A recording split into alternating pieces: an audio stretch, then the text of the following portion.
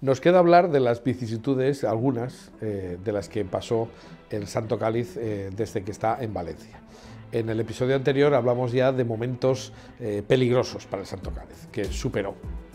Podríamos decir alguna cosa más, ¿no? Por ejemplo, que se han hecho varios intentos de purgar reliquias en la Iglesia Católica. Por ejemplo, hubo un grupo de jesuitas, se llamaban los volandistas, que en su momento hicieron un análisis del Santo Cáliz para ver si era una reliquia falsa o que había que purgarlas, ¿no? Porque eso se hizo, ¿no? La Iglesia no es tonta y siempre ha intentado mantener las reliquias, por lo menos que tengan una cierta credibilidad. Porque es cierto que en el pasado, y esto es lo que da mala fama a las reliquias, ha habido gente que se las ha inventado. Pues claro, de luengas tierras, luengas mentiras, dice el dicho. Uno iba a Tierra Santa y tenía que traer su souvenir, y que menos que la sandalia de San Pedro o una cosa así, ¿no? Entonces, claro, esto ha hecho que, como no había forma de comprobar si una reliquia era auténtica o no, pues se conserven algunas reliquias o algunas cosas que son de dudoso origen. Pero por supuesto lo que no podemos hacer es, por definición, decir que todas las reliquias son falsas, porque es muy humano, muy natural que cuando fallece el padre de uno o un familiar, pues se guarda un recuerdo. Entonces, en las cosas de Jesús, pues, había mucha gente interesada en guardar cosas de Jesús, porque Jesús ha sido durante bastantes siglos, ¿verdad?, pues la justificación de la vida de muchos millones de personas en el mundo. Bueno, pues efectivamente el Santo Cáliz ha ido pasando todos los filtros que se han colocado, y no es ni uno ni dos, ¿no? Es decir, unos cuantos. Y esto lo digo también porque cuando se produjo la visita del Papa Juan Pablo II a la ciudad de Valencia, el 7 de noviembre de 1982, pues también hubo una comisión que preparó la visita del Papa. Y se dijo, bueno, ¿y el Papa cuando llegue a Valencia qué es lo que va a hacer? Entonces pensaron, bueno, pues lo que va a hacer es, puede dirigirse a los ancianos, en fin, una serie de cosas que pensaba que tenía que ver con la ciudad. Y también pues pensaron que el Papa Juan Pablo II podía venerar el Santo Cáliz. Se hizo un nuevo escrutinio, podríamos decir, para saber si el cáliz podía ser recibido o el Papa podía recibir al Santo Cáliz, y efectivamente se vio que sí, que era justo y que tenía su lógica. Valencia, por otra parte, una de las cosas que ha mantenido a lo largo de los siglos es su piedad eucarística. Bueno, es decir, realmente la fiesta grande de Valencia, como la de Toledo o la de Granada, era el Corpus. De hecho, en Valencia se sigue haciendo una procesión del Corpus que es exactamente como se hacía en el siglo XV, exactamente. Y a la custodia se le da el mismo recorrido que en la entrada de los Reyes. Y el Corpus de Valencia es totalmente desconocido para la inmensa mayoría de la gente que no es valenciana, pero vale la pena de ver porque es una reliquia histórica, desde todos los puntos de vista. Bueno, pues esa piedad eucarística, que en Valencia todavía se mantiene, pues justificaba también que el cáliz fuera venerado por Juan Pablo II. Y efectivamente, cuando Juan Pablo II entra en la catedral, encima del altar mayor, pues está el cáliz sin la protección de metacrilato que tiene para que no se pueda romper. Y entonces Juan Pablo II pues se acerca, le da un beso, y entonces el arzobispo, que entonces era don Miguel Roca, le explica al Papa que solo la copa superior, como se ve muy bien en las fotografías que se distribuyeron en el momento, y el Papa Juan Pablo II pues se mantiene unos minutos o unos momentos en silencio, y entonces hace algo muy, muy llamativo, y es que sencillamente cierra los ojos, deja el cáliz con mucho cariño encima de su sitial, ¿no? Entonces, y le da un beso muy fuerte. Hay gente que se emociona cuando ve esto, porque verdaderamente se ve la cara de Juan Pablo II. Él, que era un hombre muy, muy extrovertido, pues cogió el cáliz y tal, pero luego, para dejarlo, lo dejó con el máximo cuidado. Y dijo algo que no se le había ocurrido a nadie. Entonces preguntó, ¿y este cáliz se puede usar? Entonces dijeron, claro, usted sí, porque claro, si el Papa no puede usarlo, a ver quién puede usarlo, ¿no? No se usa habitualmente, se tiene metido en su funda.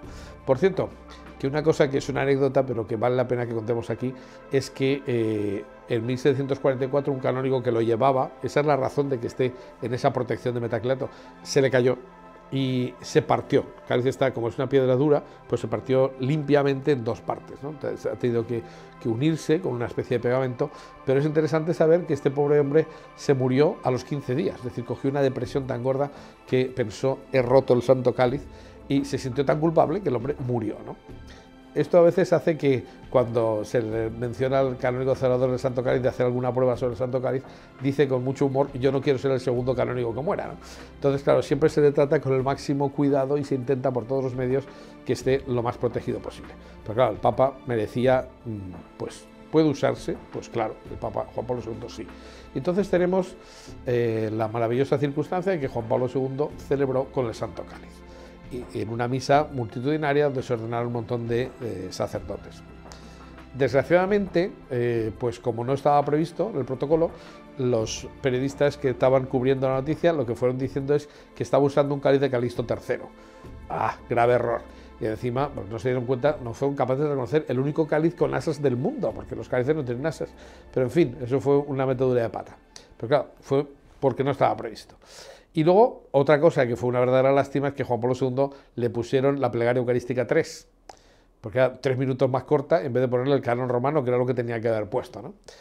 Así que eso era algo que quedó un poco en el baldón de los valencianos. ¿Cómo no se nos ocurre haber aprovechado la oportunidad? Porque nadie se enteró de que Juan Pablo II había usado el Santo Cáliz, ¿no? Pero tuvimos la oportunidad de rectificar cuando en el año 2006 el Papa Benedicto XVI viene a Valencia. Y entonces aquí, pues ya algunos nos movilizamos, ¿verdad?, para que no volviera a pasar lo mismo. Entonces había dos hitos que había que conseguir, que eran por una parte que se enteraran en la retransmisión que se estaba usando el cáliz que se suponía que era el de la última cena, y segundo, pues si pudiera ser que aceptara el canon romano, que es el canon que le corresponde a nuestro Santo Cáliz. Bueno, yo tengo la referencia exacta de lo que pasó, porque don Jaime Sancho, que ha sido muchos años custodio del Santo Cáliz, pues fue quien le explicó al Papa Benedicto que lo que estaba viendo, ¿no? Entonces es curioso que la reacción de Benedicto XVI fue completamente distinta a la de Juan Pablo II, un hombre más racional, menos pasional como Juan Pablo II, pues lo miró con una cierta desconfianza, además viniendo de Alemania, que no es un país muy dado a las reliquias, ¿verdad?, desde Lutero, pues la verdad es que lo miró muy respetuosamente. Yo he tenido la suerte de hablar con el Papa Benedicto, siendo cardenal 3 meses antes de ser Papa, y a mí me pareció una persona, aparte de muy inteligente, muy santa y muy humilde, pues un hombre que tira a tímido, ¿no? Entonces, cuando él ve el Santo Cáliz, no se le ocurre cogerlo, y el canónigo celador del Santo Cáliz, don Jaime Sancho, le dice, bueno, pues este es el cáliz de la última cena, se considera que es el cáliz de la última cena, y lo que más le impactó al Papa Benedicto fue cuando le dijo, y en el Museo Británico de Londres existe un cáliz idéntico que está datado entre el año 1 y 50 después de Cristo. A lo que Benedicto XVI le dijo en italiano, ¿davvero? O sea, de verdad. Entonces cambió la mirada sobre el cáliz, ¿no? Porque claro, no es tan fácil que alguien se invente un cáliz y que sea justo de la época, ¿no? Eso es muy importante. Con que, bueno, y le añadió, y esperamos que su santidad lo use en la misa de mañana del encuentro de las familias. A lo que el Papa Benedicto, que es otra forma de ser santo, dijo, non osarei, es decir, ni se me ocurre, vamos, no osaría hacer tal cosa. Y bueno, pues la verdad es que no estaba muy por la labor porque no se consideraba digno de usar el cáliz de la última cena. Lo que pasa es que cuando le explicaron que también lo había usado Juan Pablo II, pero al final cambió de criterio y es correcto, es exacto que el Papa Benedicto usó el cáliz como lo había usado Juan Pablo II. Además, algunos, concretamente, perdón, pero es que fui yo, hicimos llegar al grupo de prensa de quienes estaban cubriendo el encuentro de las familias 3 folios, ¿verdad?, explicando un poco la historia del Santo Cáliz, y me consta que, por ejemplo, en la televisión de la Madre Angélica y otras, pues se estuvo contando que el Papa Benedicto estaba usando el cáliz que se creía el de la última cena. Bueno, pues dicho esto, nos quedaría llegar a las conclusiones, porque ya hemos dicho muchas cosas del Santo Cáliz. ¿Qué podemos concluir? Bueno, pues por lo menos hay 3 cosas que podemos decir con total certeza, y ahora diremos alguna más, de todas maneras.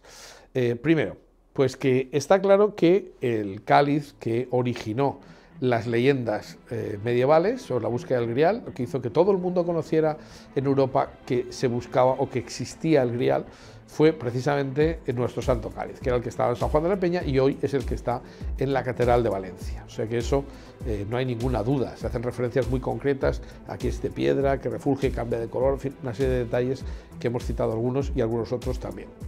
En segundo lugar, que desde el punto de vista lógico, pues el enlace que existe, la tradición que existe que vincula el Cáliz de Valencia con la última cena, tiene suficientes elementos como para pensar que encaja, es decir, que podría serlo perfectamente.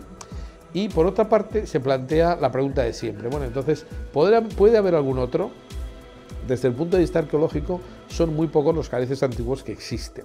últimamente se ha dicho, bueno, en León existe un cáliz que es el cáliz de Doña Urraca, que todos conocíamos, y que se dice que está vinculado a la... ¿Podía ser el Santo Cáliz? No. Es decir, vamos a ver, sí es cierto que este cáliz estaba en la Basílica, el de Doña Urraca, estaba en la Basílica del Santo Sepulcro de Jerusalén cuando lo tomaron los musulmanes. Pero hay que decir que la vinculación de ese cáliz con el cáliz de Jesús la hacen los propios musulmanes. Cuando la Iglesia, como hemos visto en el canon romano, nos está diciendo que el mismo cáliz que se usaba en Roma era el cáliz de la última cena, el cáliz de Jesús. Entonces eso no cuadra. Don Antonio Beltrán, que fue el que estudió arqueológicamente el Santo Cáliz, vio también el de Doña Urraca y dijo, esto es un cáliz antiguo, y efectivamente tiene un valor que lo tiene, muy importante, porque era el que estaba en la sacristía, no en la sacristía, bueno, pues el lugar más importante de la cristiandad, que es el Santo Sepulcro, pero era el cáliz que estaba allí de la basílica. Entonces, eso es lo que está acreditado allí, pero no se origina ninguna leyenda, nadie menciona que ese sea el cáliz de la última cena, incluso Doña Urraca estuvo casada con Alfonso el Bateador, o sea que Alfonso el Bateador tuvo los dos cálices, y mientras que el cáliz que estaba en Aragón origina todas las leyendas, se difunde por todo el mundo y tal, el otro pues pasa totalmente desapercibido, no hay imágenes, no hay... Y eso teniendo en cuenta que los valencianos hemos hecho todo lo posible para que nadie se entere de que existe el Santo Cáliz. Piénsese que ahora mismo pues la Santa Sede hace muy poco ha concedido que cada 5 años haya un año eucarístico en Valencia por tener aquí el Santo Cáliz, ¿no? Un año eucarístico. Bueno, hasta ahora pues poca gente se ha enterado porque se ha aprovechado la oportunidad para que no se entere nadie, ¿no? En fin, ¿qué vamos a hacer? Esos son fallos humanos y porque aquí no hay nadie que se dedique a hacer marketing como sí se hace en otros sitios. Pero fuera de esto, que sería una broma, pues habría que decir que... entonces, ¿qué podemos concluir sobre el Santo Cáliz? Bueno, don Antonio Beltrán lo que dijo es que la arqueología no solamente no sustancia la esencia de la tradición sobre el Santo Cáliz, sino que apoya y confirma terminantemente su autenticidad histórica.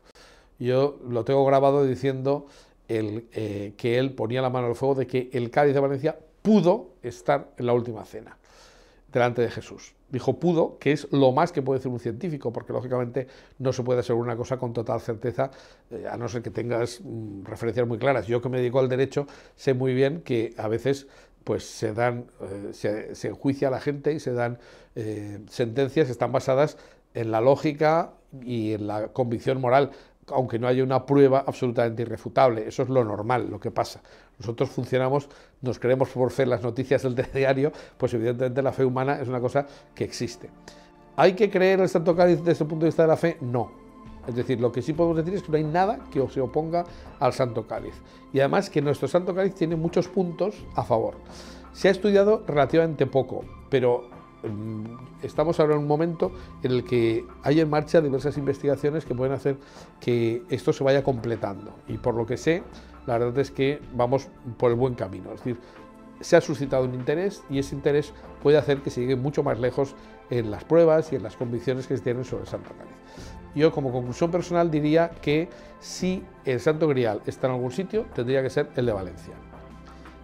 Y creo que eso es algo que puedo decir sin saltarme en absoluto el rigor científico de ninguna clase.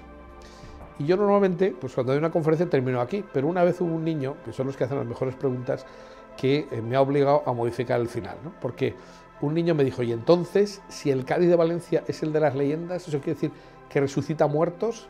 Entonces dije, no, vamos a ver, no es que tenga poderes mágicos, ¿eh? Es decir, como hemos dicho, las leyendas tienen un contexto histórico y están hablando a creyentes. Y lógicamente, pues en la frase de que el cáliz da la vida eterna no es más que un remedo de lo que dice Jesús: quien come mi carne y bebe mi sangre vivirá para siempre, es decir, tendrá vida eterna. O sea que no se habla de que sea un cáliz que realice prodigios, sino que es el cáliz que nos remite al prodigio de la Eucaristía. Por eso yo siempre termino con un proverbio oriental, no sé si es un proverbio chino, que dice: cuando el dedo señala la luna, solo los imbéciles se quedan mirando al dedo. ¿Nuestro cáliz será o no será el de la última cena? Puede serlo perfectamente, pero no podemos quedarnos ahí. Con la importancia que tiene el Santo Cáliz desde el punto de vista histórico y desde muchos puntos de vista, la verdad es que nada hace que sea un cáliz más importante que cualquier otro, porque lo importante del cáliz cuando se celebra la misa es que contiene la sangre de Cristo. Y eso ocurrió en el siglo I y sigue ocurriendo en nuestros altares de todo el mundo.